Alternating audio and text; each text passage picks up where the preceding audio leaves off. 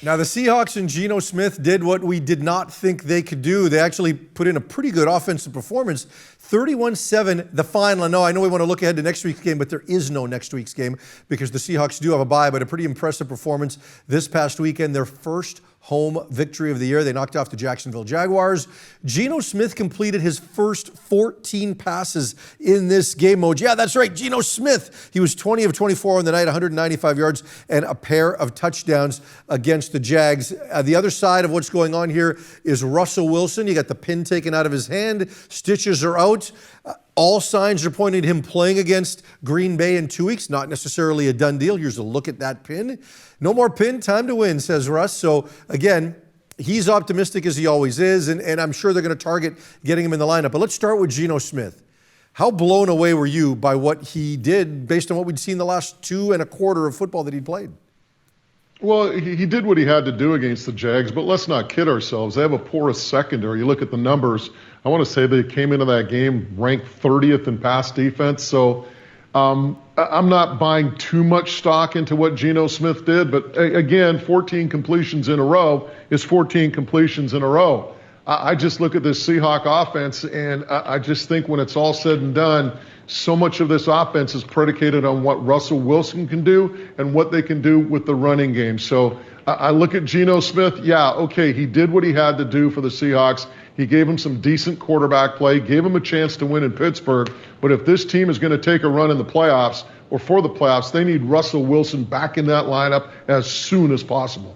Yeah, they do. But look, for Geno Smith, you've got to feel good. It's his first win as a starter since 2014, if you can believe it. And look, if Russell Wilson does get another injury, I think he's been on borrowed time for so long, staying as healthy as he has for as long as he has, much like Derrick Henry. I'm surprised he didn't get hurt sooner. So if he does stumble a little bit, there is an opportunity for the team to at least feel confident that they can tread water with Geno Smith. He got Tyler Lockett involved. We haven't seen that for the last 5 weeks. It was so critical that he get involved early and often in this game. And the thing that I really liked, and what we don't see enough of from Russell Wilson, is that intermediate passing game, right? That 12 to 15-yard pass over the middle, on play action, put guys in positions to catch and run. Those plays that we've been clamoring for. This has been an offense that's been deep or bust for a long time, even under a new offensive coordinator. The fact that Geno Smith did that, I think that's got to be a really good sign for the team altogether. And if Russell Wilson can look at a little bit of that, not that I'm suggesting he needs to learn from Geno Smith, but just to know that those types of plays are plays they can have success with, because the OC can call what he wants, but the player's got to make the decision on which ball he's going to throw. Well, and then the other thing, too, is, you look at Patrick Mahomes and what they do with that Chiefs offense. Get the ball in the hands of their playmakers and watch them do special things after. You look at some of the yak receiving totals, or probably the yak totals of some of those Kansas City receivers. And we talked about this last week, Farhan. Get the ball in the hands of DK Metcalf. Get the ball in the hands of Tyler Lockett and make them threats that way. Allow them to do their thing. So, yeah, you're right. You don't have to throw the ball 30 yards downfield to DK Metcalf. Hell, hit him in the flat for 5 yards and watch him take off and ramble over opponents for another 15 or 20.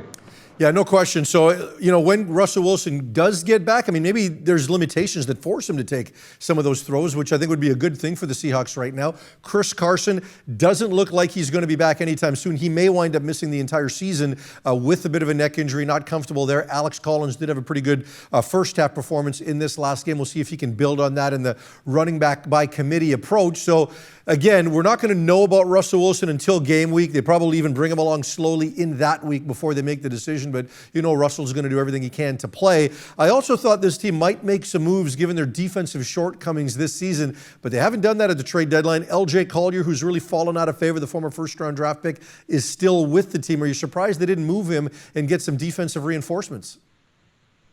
Well, this kind of leads me back to what Pete Carroll said a couple of weeks ago after a game, and he was talking about having so many first-year starters. And he said, guys, this isn't just about this year. It's a 2-year process. So for me, what this is showing, the lack of movement on the trade market by the Seahawks, is that they're committed to seeing what they have with these players that they have in their lineup right now and seeing perhaps where they're going to be next year. Now, who knows? Maybe they're better, maybe they're not, but that's a gamble that Pete Carroll and Schneider and the rest of the Seahawks organization are taking right now.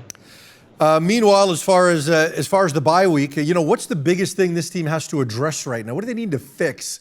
Again, things look good, but it was Jacksonville. That's a team that's struggling. What's the single biggest priority for this team going into the stretch now? Because when you look at the odds right now, they still have, if you can believe it, a 23% chance to get into the playoffs despite being below 500 right now. I look at this football team, honestly, I think they've got to improve all across the board. Whether it's their offense, whether it's their running game, whether it's their defense. Is there any aspect of this team right now, Farhan, that you look at and you say, you know what, this is elite or above average in the National Football League, and this is, if they can continue this type of player, this level of play, this is a playoff caliber team. I look at their offense, their special teams, their defense. There's nothing there right now that really stands out for me, or that can pick up one side of the ball and carry this team. Maybe they can do it offensively when Russell Wilson gets back, but not right now. Offensive line looked a little better this week. Ethan Posick got the start at center. Did give up one sack, but overall graded out reasonably well, given what Kyle Fuller had been doing there previously. So we'll see what it looks like. Hawks off this week.